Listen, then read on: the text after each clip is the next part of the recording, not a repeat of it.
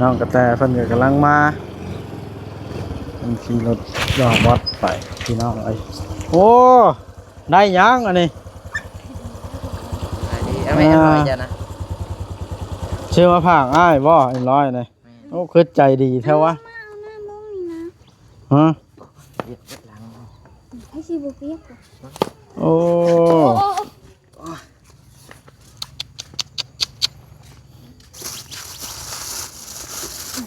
ฮะขอบใจเด้อโอ้ใจดีเลยมวนนะชื่อเอ็มร้อยใครเบิ่งพาเลขมันก่อนชื่อเลขนะพาเอ็มร้อยตัวนี้ แม่นจะกินข้าวแล้วมันก็มาแล้วอ่าคักแนวนึงข่อยมาเฮือนจำมันสบายหูสบายตาสะอาดแม่น จำเมียนอยู่หั่นบ่หรือว่าใดอันนี้ เอาข้อยกับเมียนบ่ได้อยู่เพิ่นค่อยสิไปหาอยู่กางเกงข้อยกับปัดกวดก่อนตัวล่างก็จังไปหรือว่าสิเป็นทั้งในห้องนอกห้องสะอาดเบิดเนาะ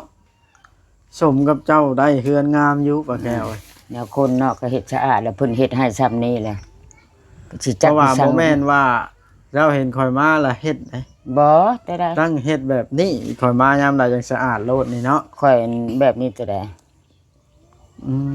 กูมือนี่หันแห้งแข็งแห้ง ใคร ดี ค่อยไปใส่ก็พอไปก็บ่เมื่อยปานใด เออ แต่เก้านะค่อยไปในหนึงค่อยหันแต่เอาหู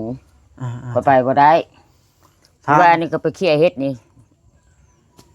สองลบค่อยไปบ่ได้ลบที่3สาวเทืองไปกับสาวนางบ่ว่าก็บ่ได้จักดอก ถ้าฮอตสติ๊กเฮ็ดสาวเดี๋ยวนี้เนาะ แม่นสิติ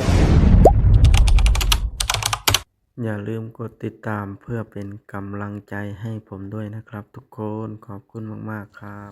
โดยพี่น้องเปิดภาพขึ้นกันมาเยี่ยมป้าแก้วสักก่อนพี่น้องเอ้ยหลายมื้อหลายเว้นเติบแล้วบ่ได้เข้ามาเยี่ยมทางนี้ก็ได้เพราะแต่เฮือนชานเรายังสะอาดเอี่ยมอ่องคือเก่าเด้อพี่น้องป้าแก้วเด้อ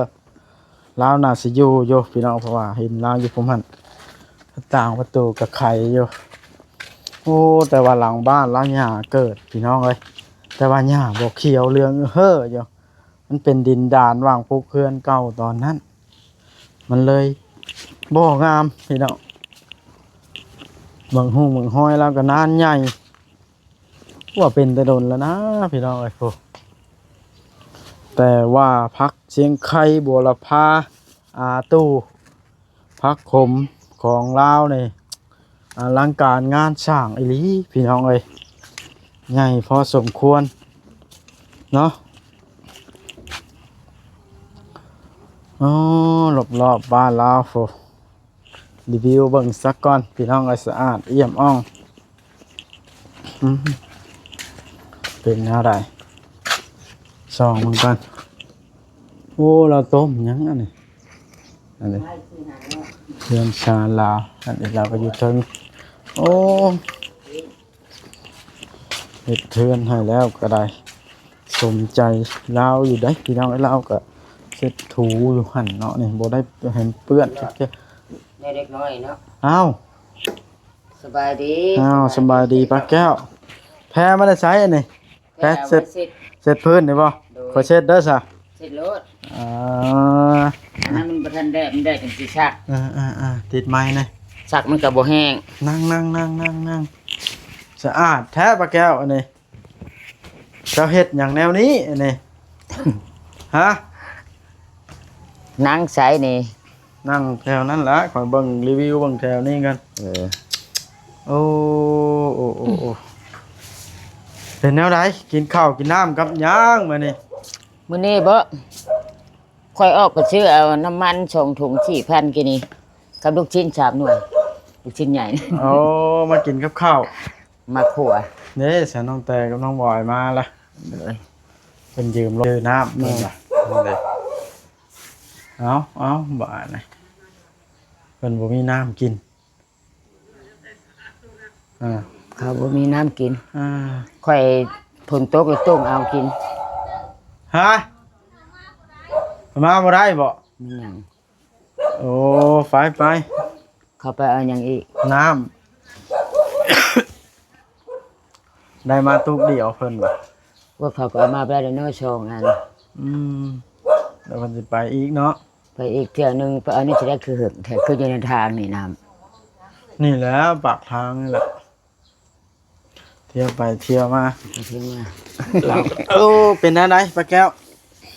สบายแห้งเลย ฮะ ใส่ชะโลมถุงนี้หันหู้ชึกว่ามีแห้ง ซัมบูสาวเดี๋ยวนี้ ถุ เนาะ งนั้นน่ะมันบ่พอขาย มานั่งทั้งนี้มันเหลื่อมนี่ เรียบ สินั่งทั้งเหลื่อมนี่มันบ่เห็นบ่แม่นหยังดอก มันแจ้งเนาะ อ่าโอ้ ไปหาเฮ็ดว่านี่ช่องลบเฮาบ่ มี ได้ สีมีสันพลาสติกเดี๋ยวนี้เนาะ ศพแตก แม่นแอบมักผู้บ่าวบ่ได้ข่าวว่าสร้างดีใช่ไหมเทือนชาวเทืองแล้วนี่ โอ้ยให้ชุดต่อไปสั่งชุดต่อเพียงคันว่ามีเรื่องมักเรื่องหักหาชุดต่อผ้าค่อยได้ แม่นบ่ ค่อยบ่เมื่อยนี่กระตุงกระตูค่อยปานใดเนาะ เบิ่งอันน่ะเป็นอันไหนเจ้า สูบยาบ่ สูบอยู่ เจ้าคือสูบยาปะแกเจ้ายาบ่ได้บ่ คัน ลึ่ง ค่อยไป บ่ โชว์แล้วมันเจ็บอันนี้ตั้งชกรถบ่ตั้งชกนี่ได้ค่อยก็บ่ฮู้ มันลึ่งบ่ บ่ก็บ่แม่นเรื่องค่อยก็บ่ได้สู้ๆปานใดดอก อ่าห่างกายเจ้าน่ะมันอันนั้นได้สูบยามัน แม่น มันเมื่อยได้ แม่น เนาะปะแก ถ้ากระทิงบ่มา ก็ทิ้งไปไสล่ะ พูนไปเล่นอยู่พูนตื่นมามันไปโลดเห็นได้ซะบ่ เล่นอยู่เพื่อนอันสาลีป่ะ แม่นจะกินข้าวแล้วมันก็มาแล้ว อ่าคักแนวนึงข่อยมาเฮือนจำมันสบายหูสบายตา สะอาด แม่น เจ้าเมียนอยู่หั่นบ่หรือว่าใดอันนี้ เอาข้อยก็เมียนบ่ได้อยู่เพิ่นข้อยสิไปหาอยู่กางเกงข้อยก็ปัดกวาดก่อนตาราง ก็จังไป หรือว่าสิเป็นทั้งในห้องนอกห้องสะอาดเบิดเนาะสมกับเจ้าได้เฮือนงามอยู่ปะแก้วเอ้ย แนวคนเนาะก็เฮ็ดสะอาดแล้วเพิ่นเฮ็ดให้ซ้ำนี้แหละสิ เพ จัก ราะว่า สั่ บ่ ง แม่นว่าเจ้าเห็นข่อยมาแล้วเฮ็ดได้ บ่ได้ได้ ตั้งเฮ็ดแบบนี้ข่อยมายามใดจังสะอาดโลดนี่เนาะ ข้อยแบบนี้จะได้ ขมือนี่หันแห้งแข็งแห้ง ใคร ดี ข้อยไปใส่กับพ่อไปข้อยบ่เมื่อยปานใด เออ แต่เก้านะข้อยไปในหนึ่งข้อยหันแต่เอาหู อ่า ข้อยไปบ่ได้ ถ้า ว่านี่ก็ไปเคลียร์เฮ็ดนี่สองลบข้อยไปบ่ได้ลบที่สามสาวเทืองไปกับสาวนางบ่ว่านี่ก็บ่ได้จักดอก ถ้าฮอตสติ๊กเฮ็ดสาวเดี๋ยวนี้เนาะ แม่นสติ๊กซบแตก หยอกเด้อป้าแก้วเด้อเจ้าจะให้ โอ้ยข้อยบ่ว่านั่นดอก เจ้าฮู้อยู่บ่ว่าข่อยหยอกนะ โอ้ ระวังเว้าหยังก็ให้บ่ได้ บ่โอ้ยข้อยก็โคตรเนาะเจ้าก็ได้ว้าว มื้อนี่บ่เห็นไผเข้ามาบ่ บ่มีไผเข้ามาได้ สิม้อยอยู่บ่ บ่เห็นมาแล้วเขาทั้งนั้น ฮะ บ่เห็นมา เอากลายไปกันสาลีพุ่นเนาะ บ่เราบ่ไกลอีกทางนี้ บ่กลายทางนี้อีกเข้ามาทางใดซะฮะ ป่า มาทางป้าเป็นหยังจังบ่กลายทางนี้ นี่จะเปิดเขาก็บ่จักเว้าแล้วโอ้ย โอ้ดีแล้วเจ้าก็ได้ โดย ห่างกายแข็งแรงล่ะ ค่อยก็มีแห้งแน่กินข้าวได้แน่ เนาะ ใช่เสลม ไปใส่มาใส่ก็สะดวกบาดเลย ค่อยก็ บ่ บ่ หัน มื่ย ละเรื่องเดี๋ยวนี้แด โอ้ ง กลายว่าเหลืองว่าหันจนเป็นบวม โอ้ยสิให้เบิ่งปลาแก้วไว้ ค่อยบวมได้ตอนนี้ แล้วแดงไหนเดี๋ยวนี้เรามีเลือดมียางเลยเนาะ ใครค่อยก็ อายุ มีแห้งเอาค่อยว่า70จุมเจ้าว่าบ่ฮอด เจ็ดชิปแล้วเนาะ เอาก็จะ70ปีในเดือน8นี่ ถือว่าเก่งนะเจ้า จะ57เพิ่นค่อยเกิดแต่พอจะธรรมดาเพิ่นก็157อืม นั่นค่อยก็จื้ออยู่สัมมโนพ่อแม่เด้ใบเข้าองค์หำเหียดนั่นเด้ ก็คือว่า ค่อยก็มีเลือดมีอย่างเนี่ยได้เดี๋ยวนี้ เนาะ เลือดค่อยก็ค่อยไปซักยาหันเข็มนึงเท่านั้นเลยตื่นวิตามิน ในตู้ปั่นไปทำได้ขู่มือนี่คือบ่เห็น จักเดือนเป็นมือได้มื้อนี้เลยเห็นสิเป็นไปหาเฮ็ด เออแต่เก่าข่อยเข้ามาแล้วขึ้นห้องใช้รถหน้า ค่อยย่างออกไปเห็นมันเอาเสียมเอากระตามต้องไปหาเฮ็ดนะ เอา ไปจักเล็กเขาลงหมู่บ่อนค่อยละหาครัวไป อืม กระทิงก็ไปว่านี่ลงน้ำคำของบ่ได้จักดอก อืม แล้วก็หมู่ตัวนี้แหละข้าวลูกก้านหากลางคืนก็ได้แล้วบ่หมด อืม การกลางคืนได้ อืมอืม เก็บปวกมันก็ลงนี่แล้วช่วงนี้โล150,000 เฮ็ดปวกก็ลง โดยเฮ็ดละโงกมันแพงเดี๋ยวนี้มันเบิดแล้ว เอาค่อยไปหาหน่อไม้ก็ค่อยก็ไปขายอยู่นั่นเนาะ เจ้าได้เฮ็ดโงกบ่ ค่อยบ่ได้จักเทื่อได้แต่พอ2-3ดอก โอ้พอได้อ้อเล็กน้อย พอได้อ้อจุกกระทิงเขาสั่งพระอยู่ตู้ก็พึกค่อยของบ่ได้ไป2มื้อแล้วค่อยบ่ได้ไปคน อื มื้อ มอืมอืมอืม ค่อยไปป้าเมียนมื้อใดค่อยไปค่อยก็ไปเก็บเอาเงินหั่นนะแบบนั้น อืมอืม เขาพักจะแงงเขาสั่ง เจ้าล็อกทางนอกบ่ประตูนี่ ล็อกเบิดแถวใดค่อย เจ้า ล็อก บ่ เบิ ล็อก ด ทางนี้แล้ว ทางค่อยสิว่าทางนั้นค่อยก็อัด ล็อก อัดทางนั้นค่อยก็อัดเบิดตัวนั้นค่อยก็อัดค่อยมาใส่กระแจ ข้อยก็ ที่ ซื้อปากเฟซมาใส่ให้ครูอันแล้ว ค่อยใส่ทางนี้แล้ว เออ แต่สิเข้าได้ ล็อกทางนี้ ใส่กระแจ เบิ่งเด้อข้อยสิบอกเว้าได้อยากให้เจ้าล็อกทางนั้น ทางใด ทั้งห้องน้ำหมูเจ้าล็อกตัวนี้ทั้งในนี่มันจะไขบ่ได้นี่อันนี้น่ะมันไขง่ายนี่ ใครง่ายเนาะได้ เจ้าล็อกกระแจอยู่แต่ว่ามันไขง่ายนี่เจ้าเข้าใจป่ะเข้าใจแล้วเจ้ากระแจควงนี้แม่นแล้ววะ โดย นี่เขาเอากระวิดมาหั่นซองอันนั้นนี่ พระกังยินซื่อๆบ่ได้ไปนอนวันชั้นค่ะ เขาเอากระวิดมาหั่นน็อตนี่ซอง ผู้ใด น็อต สิมาหันปานนั้น เว้าพื้นอยู่แล้วกันไว้เขาจะอย่างให้ลอกทางในตัวนี้น่ะไปลอกปากเฟซทั้งห้องน้ำพุ่นข่อยเฮ็ดไว้ให้คักแล้วบัดมาลอกทางนี้ ไปใส่กระแจตัวนั้นเนาะ อันนี้ข่อยเฮ็ดง่วงไว้ให้ดึงมีชื่อได้นี่ บ่ ตัวนี้ข่อยบ่ได้ใช้ปากเฟซให้ ข่อยบ่ได้ไปนอนวันชั้น ง่าย ค่ะ แล้วนี่เอาเล็กกระปูหมุนก็ได้นะคนนั้นเฮ็ดง่วงไว้จับดึงออกดึงเข้า ใช้สิฮู้เนาะ เจ้าผัดไปลอกอย่าล เขา อก มี เด้ แต่ อ ใส่กระแจนี่ มันอื่นเฮ้ยเว้ยเรียบร้อยเบิด โจรเขาฉลาดขึ้นอย่างนี่สิบอกเจ้าให้ได้ปลาแก้วเฮ้ย ค่อยไปกลางเว้นค่อยไป3 โมง 4 โมงค่อยมา แต่แบบนั้น หา บ่ ห ได้ น่อ ไป ไม้ห จั น่ ก อ เทื่ แม อง เนาะแม่นแล้วแข็ง หา แห้ มาง ไว้กินไว้อย่างนี้แล้วสิไปนั่งกินนอนกินเพียงซัน แม่นแล้ บ่ วแข็งแห้งพอไปเฮาก็ไป บ่ บ่ แต่ แม่น บ่ ซั แข็งแห้งค่อยก็ยังไปนะ แม่นแล้ว หามาเมียนบัดเฮาอยากเลยกินบ่ว่าสิมีแต่เวลาไปคุมื้อบ่ใช่ให้ค่อยนั่งนอนกินเนี่ยบ่ไหว เรื่องไปเนาะ เรื่องบ่เรื่องก็มันขึ้นกับคนแน่ขี้คร้านเขาก็บ่ไปแล้วเนาะ อืม ก็ไปบ่ได้เที่ยวไปเที่ยวมาแล้วลูกบ่ได้ไป อืม คันมันไปนำสิค้ำมานะ ก็มันเยี่ยมเบิ่งสิดอกมันนี่ โดย บ่ได้มาแต่หึงแล้วค่อยกันเนาะ หาเก็บหันเก็บนี่มาไว้กินแหละ เพิ่น แล้วพอ ชาน ขา แป้ ย น ก็ขาย คุณยายเพิ่นเบิ่งเฮือนชานก็ มันแดดค่อยจังสิเสียหญ้านั่นหกหูหกตาอยู่ เพิ่นดีใจแล้ว มันฝนตก เฮ็ดงา หั้นนะ เจ้าก็อยู่สมใจเนาะ บัด สมใจค่อยนี่แล้วค่อยจังนอนนี่เขาก็นอน ต่อไปก็ทิ้งมันก็ได้อยู่เนาะเชื่อ แม่น เจ้าเป็นหันเป็นนี่ก็ได้ แม่น อายุเจ้าก็หลายล่ะ โอ้ยค่อย มันหลีกเลี่ยงบ่ได้ได้คน ปี82เพิ่นให้ค่อยระวังเก็บท้อง วิทย์หันแล้วมันลอยไป ปี80ปลาย อายุ82นั่น เจ้า ปี เบิ่งดวงนะบ่ เอาโอ้ยเรียบร้อยเบิดซ้ำตาเห็นเบิดนี่ทุกสิ่งนี่ เจ้าเบิ่งดวงอันใด อ้าว เบิ่งน้ำไผอ่ะน่ะ ผลอยู่สวรรค์พู พี่ลึกแท้ข่อยก็ อ จะ ยู่เดิ เบิ่ น ง ย เลย นต์ผลอาจารย์กงศรีกรแนนกงศรี เจ้าไปยังอันนั้นจังไปเบิ่ อ้าง วค่อยอยู่พุ่นตอนนั้นเด้ค่อยเชื่อมาเลยทับคุมือนี่ อืม ค่อยเชื่อได้ เสื้อเพิ่นเบิ่งดวงอันใด โดยข้อยในเพิ่นให้เฮ็ดกับคนข่าวผู้หญิงไม่ได้ผู้ชายก็ตาม เพิ่นเว้าอันใด เพิ่นบอกเบิดคันคนดำแล้วให้คุลี อืม ผู้หญิงก็ได้ผู้ชายก็ตามเพิ่นบอกคนศัตรูเบิดผลสุดท้ายเป็นศัตรู ใช้ศัตรูข่อยคือบ่ได้เป็นศั บ่ ตรู นาเพิ่นว่าข้อยนี่นะดีแท้มิตรผลสุดท้ายเลยเป็นศัตรูข้อยคนดำผู้หญิงไม่ได้ผู้ชายก็ตามเพิ่นบอกข้อยเชื่อเบิด อืม คันคนขาดบ่มีพิษมีภัยหยังเบิดเพิ่นว่า เจ้าเห็นข่อยข่าวข่อยละเว้าบ่ได้เลย บ่ให้ค่อยชุดโตจัง เฮ้ยปลาแก้วนี่เนาะฟิน ค่อย เมา บ่มีความลับดอกข่อยนะข่อยเว้าแจ้งโลด อืม มันหยังก็ได้ก็ยังสิไปอยู่ได้อมื้อนี้มันค่อยบ่ไปได้นี่ ไปหามาไหมบ่ ก็สิไปเลาะเฮ็ดนี่ เอาเฮ็ดปวกบ่ เฮ็ดบ่อ แกงคักได้หาเนาะ ค่อยบ่ฮู้บ่อนมันแต่ว่าเห็นบ่อนเขาเอาแล้วเคลียร์หาห้อยขาแล้วบ่อนดอกมันสองหั่นน่ะ พอได้กินเนาะ เอาผู้มันไก่เฮือนยายเคนบ่ค่อยคานเมื่อ อืม บ้านน้อยพุ่นกับได้ค่อยสิเมื่ออยู่ไปเสียเงินสมาคม อืม แม่พระเฒ่าใกล้ตายเช้าว่านี่เขาปงค่อยแล้วบ่ฮู้ เอา ค่อยเข้าอยู่พุ่นเดชาน อืม หน่วยหนึ่งพุ่นแม่ก็ อ่า ไม่เชียร์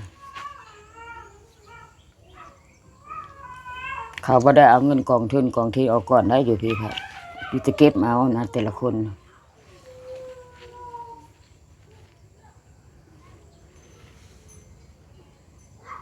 ฮะมีแต่ว่าอันนั้นแล้วซะดีใจนำบัดเจ้ากันเจ้าสิไปหากินให้อยู่ก็เตรียม ไปบ่ายเพิ่นแล้วขอยไปบ่หึงดอก มาไม่ค่อยค่ะ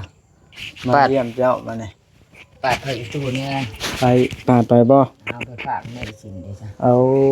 เครื่องปลูกกระลายพอได้กินเนาะนะพี่น้องไอ้พวกเพื่อนซาลีก็จะปลูกพี่น้อง เขาเฮ็ดห้องน้ำได้ เขาเฮ็ดห้องน้ำ โดย แม่นว่าเพิ่นห้องน้ำค่อยก็สิไปสร้างเครื่องให้เวียดไปส่งให้กันถ้ามันไปส่งได้ก็ให้มันไป ส่งให้ไปบ้านธาตุบ่ บ่ค่อยไปเฮ็ดห้องน้ำอยู่พูนอยู่ทางบ้านนาเก่งพ่อ มาโพนักเก่งพุ่น อ่า โอ้ยเห็นทำบ่าวนั่นทำบ่ บ่คำลาแล้วบ่ เจ้าเฮ็ดได้จังฮู้จัก เอาค่อยเบิ่งเขาเมื่อพุ่นเขี่ยวเขาให้เบิ่ง เออ บ้าน เด้บ่จะลาว่าเขาไปซอยทางนั้นบ่ล่ะ ช่วยทั้งนั้นเบาไป เออ แล้วก็ช่วยแถวบ้านธาตุ ลูกกับพ่อนะค่อยก็เบิ่งนะหั่นเนาะ โอเคได้ว่าสิไปตามเพิ่นเมื่อพุ่นแล้วเขาให้เบิ่ง อยู่พี่บ่ได้เบิ่งเนาะย่างมาทางนี้ก่อนพี่น้องนี่น้องแต่ก็กำลังมาพอดีอ้าวสะเทืองมาแล้วใช้น่ะสบายดีเด้อโอ้นั่งอยู่นี่บ่มาได้ใช้เจ้านะ มาแต่ในบ้าน เอามาเลยน้องกระแตเพิ่นก็กำลังมาเป็นขี่รถยอดวัดไปพี่น้องเอ้ยโอ้ได้ยังอันนี้ อันนี้เอาไม่น้อยจ้ะนะ เชื่อมาผากอ้ายบ่เอ็มร้อยเลยโอ้คือใจดีแท้วะ มาเอาหน้ามุ้งนี่นะ ฮะ ให้สิบ่เปียกบ่ โอ้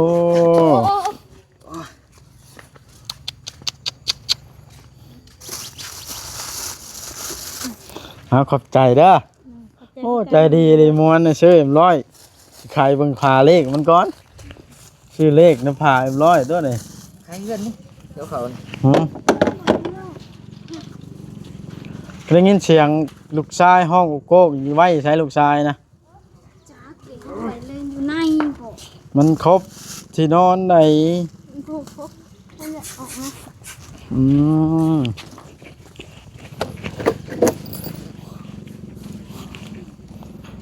เป็นไรชาวเทืองเฮ็ดกินหยังมานี่เจ้านะ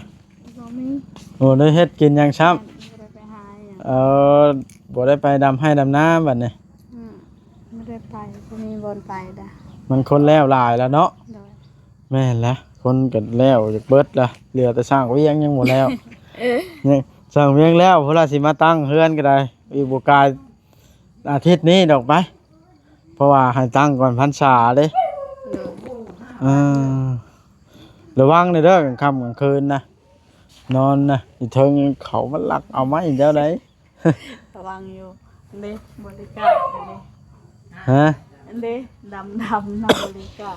โอ้ยเห็นไผมาก็บ่ได้ง่ายเพิ่น มักลงนะบ่ แม่นบุญหล อื ง ลูกเต้าไปทางใดซะบัดนี้ อันสองคนน่ะบุไปซอยประมาณ เอ สองคน อ น่ะไปดำหน้าซอยประมาณ อืม แล้วคนหนึ่งก็สิแม่นไปเล่นบ่เล่นเลย มันก็ว่าละช่วงนี้แล้วหลายแล้วเนาะ โดย โอ้แม่นตุปันก็บ่อยู่เฮือนเนาะบัดนี้แต่เก่าห้องคอยมาห้องกว้างใช่เลยเอาเบิ่งเข้าไปเบิ่งน้องแต่กันซะ โดย สบายดีเด้อนี่ล่ะพี่น้องคลองน้ำคูดซำใดก็ไหลเข้ามาเพราะว่ากระล่างเฮือนชาวเทืองสิเป็นบ่อนต่ำคันถมบ่อนนี้มันเพียงบัดสิน้ำไปห่งพ่นแห้งสิเฮอะบาดนะเนาะไปกิน100น้ำน้องกระหอกมานี่เป็นบ่อะไรสิบ่เหลือซะบ่ หลอนเด้เนาะ ฮะ เทิงเลยเทิงหลอน ได้ชองซุกบ่น้ำกินนี่ แม่นได้ยินแล้วอันนี้ ได้กินหลายมื้อเติบนี่เนาะ แม่น อืมอันแต่ว่าอ้ายสิได้อันนั้นได้บาทเลย ไปแล้ว เออ สวยเลย คาสิโนพู้นแล้วบาทนะอ้ายแห้งเมื่อยอยากนอนอยู่เลย 10 โมงแล้ว 11 โมงจังหน่อยนี่เนาะอีกชั่วโมงเดียว กินข้าวก่อนเด้อจะไปจะเห็นเจ็บกระเพาะ สิไปกินอยู่ซิโนพู้นแล้วข้าวน้ำซ้ำปลาก็ได้ ใช่แล้ว ฮะ ตามแยก ยืมเงินหนึ่งว่า1,000 บาท ได้เฮามีอยู่ อ๋อ อ้าว1,000 600,000 600,000บ่เบิ่งสิเว้าเป็นเงินไทยนี่สิเบิ่งกันโอ้89พี่น้องเอ้ย เฮาว่าเฮาสิลองลุ้นซื้อเลข เลขหยังซื้อเลขคุยกับเลขกบ เป็นได้จังหวะนั้น เด็กซื้อเด็ก ผ่านเด็ดบ่ พันว่าต้มกบ คืนนี้บ่เอาแล้วบาดนี่ ต้มกบมันต้มใช้มือหนึ่งหันซื้อเลขคุยหันกับเลขกบ สันเลขควายมันสิไปชื่อเลข เอา กบ อยาก พันกบฮะ พันกบหันซื้อเลขกบกับเลขคุยหันซื้อนะ อ๋อคังบักลงไว้บ่กินนี่หรือบักอันหยังก็ โด บักโด เอาบุหูมันไปใส่ ห้องดังกว้าอยู่ไปนั่งสัมภาษณ์ป้าแก้วเอาแล้วอ่ะกันว่าอันนั้นเอาว่าอาร์ตหัวมันคือเห็นบ่ได้ล็อก โอ้ยอันหัวก็ได้คือเก่า มัน เล ออก ย ทางเบื้องบ่มีตะหนางมันออกทางหลังมัน โค้ง โค้ง เดิน ไป ไปแถวปัน มันฉลาดแล้วของมื้อนี่ ฮะ บ่ได้นอกจากผูกไว้ไปซิโนผูกไว้ มีสูก็ใส่สูนั่นแหละ ถ้าแม่นว่าไปหาเฮ็ดแถวป่าเดี๋ยวไปน้ ไปจักมื้อแล้วหาเฮ็ดนะ ถาม 3 มื้อละได้บ่3 มื้อบ่ ได้ วานนี้ก็ได้บ่ ไป3เทื่อก็ได้ไป3เทื่อ วานนี้เอาเฮ็ดมาได้ส่งให้อ้ายเบิ่งน่ะ ำเฮ็ดทำไปหา ไปหา ไปหาเองเลย ไปหามาถ่ายจะเบิ่งไปหามาถ่ายจะเบิ่ง นั่นแหละก็พวกนี้เอาเฮ็ดมาได้ใช้ไปหาแคปรูปได้ใช้มาวะ โอ้ได้ทำไปหา กับ มาแต่นั่นมาแต่กวดมาแต่ซิโนเลยกะ บ่ทันเขาก็นั่งเก็บหมบมา กินยาแล้วก็พักผ่อนแล้วก็พากันไป คือสิหลายแฮงเติบว่ะพวกนี้จังได้เฮาเฮ็ด ออกน่ะ ป่า6จนกลายเป็นป่าแป้น เดี๋ยวนี้ได้คนมนต์นะ เขาปวดเอากลัวเขาเดินวัด อืมในนั้นละไปกันเด้อบัดนี้มื้อหน้าจังสิมาเยี่ยมใหม่เด้อมื้อหน้ามื้อในพุ่นละ จากมือใดแล้วมันก็แม่นว่ามือหน้าจะนี่ก็แม่นว่าบ่มีทางไปนะมืออื่น แต่บัดนี้มันบ่แม่นแล้วอันนี้ มันมีทางไป แต่เก้ามื้อหน้านี่มันมาอื่นบ่ มืออื่นโลด ประเด็นบัดนี้เด้ บ่จักจากมือใด ก็มื้อหน้าพุ่นแล้วมื้อหน้ามื้อใน ขอบใจเด้อ ขอบใจคือกันอยู่ดีมีแห้งเด้อสบายดีครั้งหนึงเอาพี่น้องไอ้บาทนะเฮาก็สิได้ไปเวียกก่อนมื้อนี้เขามาเยี่ยมครั้งนี้กันเนาะก็คือเงียบเหงาไปหลายเติบต่างจากช่วงแรกๆหลายเติบพี่น้องเอ้ยช่วงนั้นรถจอดเต็มอยู่เดินนี่บัดนี้เขามาก็ผู้เดียวพี่น้องเอ้ยโอเคพี่น้องคลิปนี้จบคลิปเพียงเท่านี้สักก่อนเด้อพี่น้องเด้อเนาะสำหรับคลิปนี้บ่วัดก็กล่าวคำว่าสบายดี